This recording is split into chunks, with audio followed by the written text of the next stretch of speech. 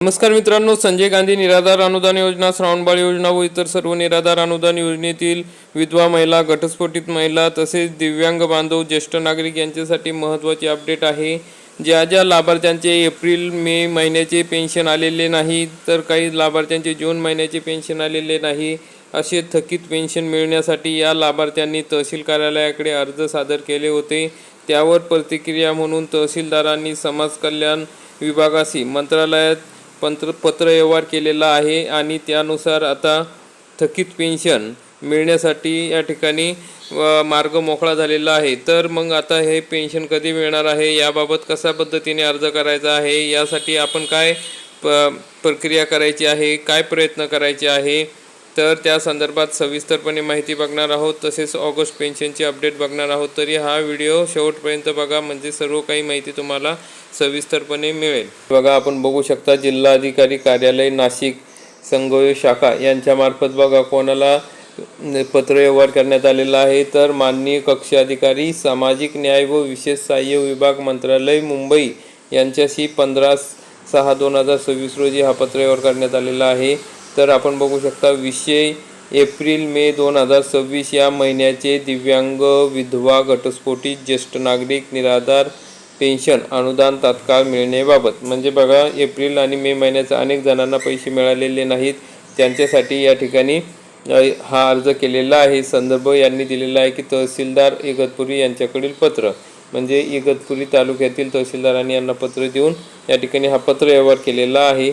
तर या ठिकाणी आपण बघू शकतो उपरोक्त संदर्भी विषयान्वये सविनय सादर करण्यात येते की तहसीलदार इगतपुरी यांच्याकडील संदर्भीय पत्रान्वये श्री नितीन गव्हाणे पाटील, प्रहार दिव्यांग संघटना, इगतपुरी तालुका, दिव्यांग कल्याणकारी बहुउद्देशीय संस्थापक अध्यक्ष, इगतपुरी 5/5/2026 रोजीचे निवेदन, हे निवेदन दिलेलं होतं त्या ठिकाणी। तरी सदर निवेदनास नमूद बाब ही शासन स्तरावरील असल्याने सदर निवेदन पुढील योग्य त्या कार्यवाहीसाठी सादर करण्यात येत आहे। सोबत निवेदनाची प्रत जोडली आहे। तर मित्रांनो, अशा पद्धतीने या ठिकाणी प्रहार संघटनेच्या वतीने निवेदन देण्यात आलेलं होतं आणि ते निवेदन या ठिकाणी आता समोर मंत्रालयात पाठवण्यात आलेलं आहे। जर तुमच्या तालुक्यात सुद्धा तुम्हाला कोणाला पैसे मिळालेले नसेल, तर अशा पद्धतीने निवेदन तुम्ही तहसीलदारांना द्या। तहसीलदार साहेब हे जिल्हाधिकारी कार्यालयात पाठवतात आणि जिल्हाधिकारी कार्यालयामार्फत या ठिकाणी हे मंत्रालयात निवेदन जातं। जर तुम्हाला पण या ठिकाणी पैसे मिळालेले नसेल, तर सर्वांनी मिळून एक निवेदन तहसीलदारांना देणे गरजेचे आहे, त्यामार्फत आपल्याला मागील पैसेसुद्धा मिळू शकतात। तर मित्रांनो, अशा पद्धतीने ही महत्त्वाची अपडेट आहे। याच्यासाठी सांगण्यात आलेली आहे की तुम्हाला सुद्धा जर तुमच्या तालुक्यात अनेक लाभार्थी असतील की ज्यांना एप्रिल मे जून महिन्याचे पैसे मिळालेले नसेल, तर त्यांनी स्वतः तहसील कार्यालयात एक तक्रार अर्ज भरून द्यायचा आहे।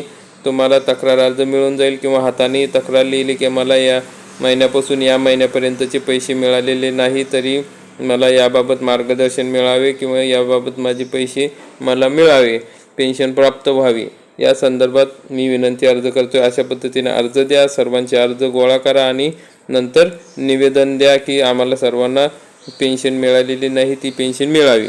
तर अशा पद्धतीने तुम्ही तहसीलदारांकडे अर्ज दिल्यानंतर मंत्रालयात तुमच्या पेन्शनबाबत या ठिकाणी अर्ज पाठवला जातो आणि तेथून तुमच्या जी काही थकीत पेन्शन आहे ती थकीत पेन्शन मिळू शकते। तर अशा पद्धतीने महत्त्वाची अपडेट आहे। ऑगस्ट महिन्याचे पेन्शन तसेच जुलै महिन्याचे पेन्शन हे महिन्याच्या शेवटी तुम्हाला मिळणार आहे। त्याबाबत अपडेट मिळाल्यास आपल्यापर्यंत नक्की कळवण्यात येईल।